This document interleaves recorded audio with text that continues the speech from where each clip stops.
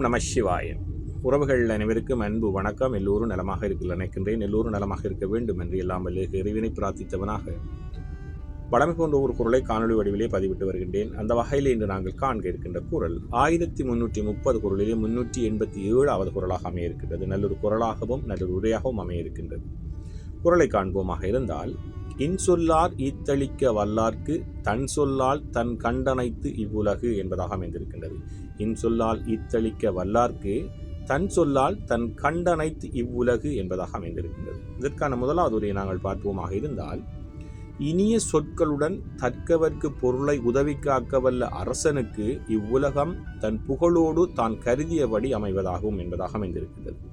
இந்த உலகத்தை, அதாவது ஆட்சி செய்கின்ற அரசன் நல்ல சொற்களை பயன்படுத்தி தேவையானவர்களுக்கு பொருட்களை வழங்கி அந்த மக்களை காக்கவல்ல அரசனுக்கு இந்த உலகம் அவன் நினைத்ததை போலே புகழோடும் அவன் நினைத்ததை போலே அவனுடைய உலகமும் அமையுமாம். அதாவது புகழோடு இருப்பார் என்பதாக அமைந்திருக்கிறது. அதாவது இனிய சொற்களுடன் தக்கவர்க்கு பொருட்களை வழங்கி காக்கவல்ல அரசனுக்கு தன் புகழோடும் தன் கருதியபடி உலகம் அமையுமா. நல்ல சொற்களையும் பயன்படுத்தி தேவையானவர்களுக்கு பொருட்களை கொடுத்து அந்த மக்களை காக்கவல்ல அரசனுக்கு இந்த உலகம் நல்ல புகழோடு அவன் நினைத்ததை போல அவனுடைய வாழ்க்கை, அதாவது இந்த உலகம் அவனுடைய ஆட்சி அமையும் என்பதாக முதலாவது உரை அமைந்திருக்கின்றது.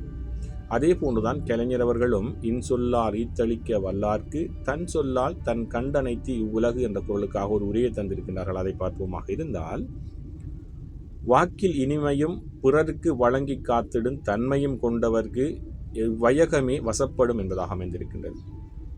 உண்மையிலேயே நாங்கள் நல்ல மனதோடு நல்ல சிந்தனைகளோடு அன்பான வார்த்தைகளை, அழகான வார்த்தைகளை, ஒருவரை தாக்காத வார்த்தைகளை பயன்படுத்துவது மட்டுமல்லாமல் தேவையானவருக்கு தேவையான நேரம் பொருட்களை உதவி அவளை காத்திடும் ஒரு தலைவருக்கு அல்லது ஒரு குடும்பத் தலைவனாக இருந்தாலும் சரி, ஆட்சியாளனாக இருந்தாலும் சரி, ஒரு நாட்டு அரசனாக இருந்தாலும் சரி, அவ்வாறு நடந்து கொள்கின்ற அரசனுக்கு இந்த உலகமே வசப்படுமாம், அவனுக்கு அடிமையாக இருக்குமாம். அதாவது நல்ல நேர்மையாக இருந்தால் எல்லாம் அவன் கையில் அவன் புகழோடு இருப்பான் என்பதைத்தான் கலைஞருடைய உரையும் அழகாக சொல்லியிருக்கின்றது. வாக்கில் இனிமையும் பிறருக்கு வழங்கி காத்திடும் தன்மையும் கொண்டவர்க்கு இவ்வுலகமே வசப்படும் என்பதாக அமைந்திருக்கின்றது.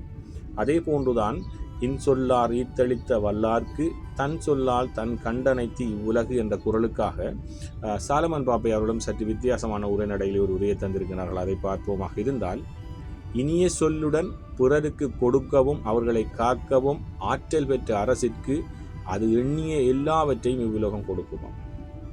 அதாவது நல்ல சிந்தனைகளோடு மக்களுக்கு நல்ல ஆட்சியை கொடுக்க வேண்டும், நேர்மையாக இருக்க வேண்டும், மக்களை பாதுகாக்க வேண்டும், மக்களுக்கு தேவையானவற்றை கொடுக்க வேண்டும், நல்ல சொற்களை பிரயோகப்படுத்த வேண்டும் எண்ணி நடக்கின்ற ஒரு அரசனுக்கு இந்த உலகமே வசப்படும். அதாவது அன்புக்கு அடிமையாகும் என்று சொல்வார்கள்.